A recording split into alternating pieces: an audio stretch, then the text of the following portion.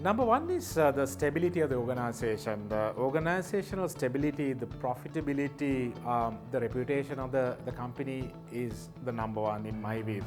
That has been my experience over the past 3 decades.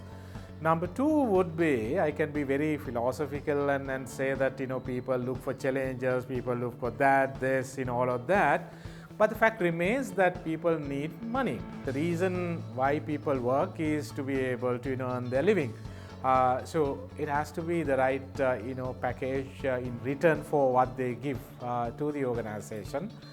Number three, in the modern environment, I would say it's the culture of the organization. You should be able to enjoy the work you do, and that comes with the culture and values of that organization. So those would be the three most critical things the employees would be looking for.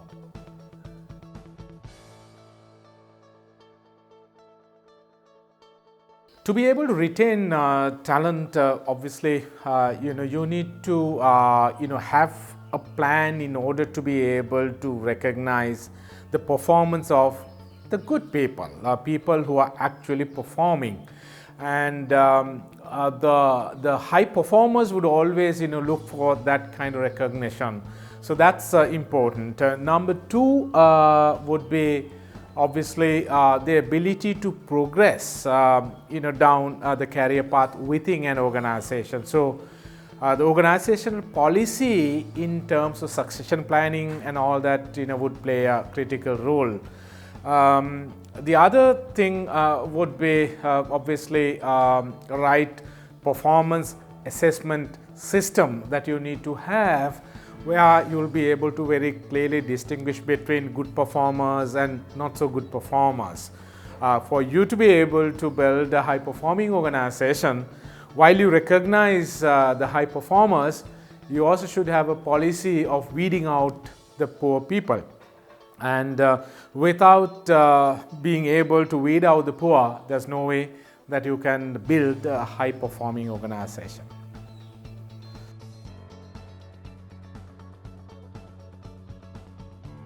I mean, surely most defining moment has been and will continue to be the day I was appointed as the youngest Sri Lankan, and they said youngest Asian, to head a truly multinational organization. So to be very honest, I wasn't happy.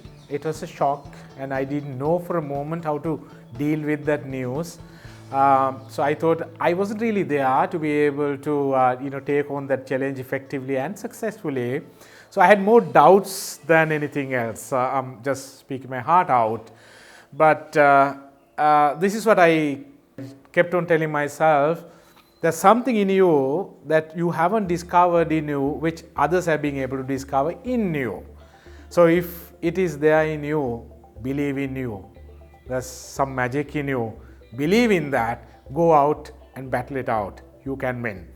So with that attitude, I actually played to win, and I won.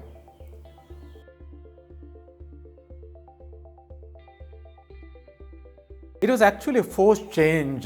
Supply chain strategy was as such that we were depending on imported inputs, and suddenly that chain broke, and we were struggling and scratching our heads to see how to respond to the situation. Obviously, contrary to what we thought initially or originally, we started to look around, and we found so many local suppliers who are able to supply the same quality of inputs. So obviously, from imports we shifted to local suppliers, which gave us enormous amount of synergy. The minimum order quantity from very high level came down to very manageable levels. So that way, not only did we manage to secure those products, same quality products at a lower price, but get it fast as well to reduce the level of inventory in order to minimize the working capital.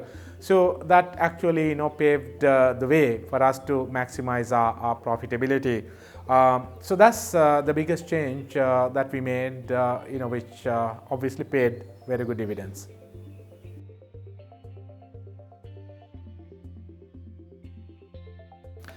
Obviously, we do business today in a fiercely competitive market environment. Yet, we need to create competitive advantages to be able to sell the volume that you need to sell. So, in doing so, cost management becomes even more critical in today's environment. So, from where can we look at cost savings? It's in the supply chain, and that's what we have seen over the past 2 decades or so.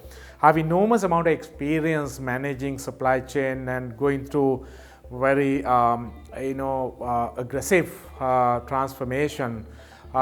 So there was a time when we used to think that you got to have everything of your own, from warehousing to your own manufacturing of inputs, packaging, it would be, or all the other things. But today there isn't anything that you cannot outsource, and outsourcing gives you better economies of scale, greater flexibility. You suddenly convert your fixed cost into variable cost, which gives you a lot of flexibility for you to be able to play the strategy more effectively.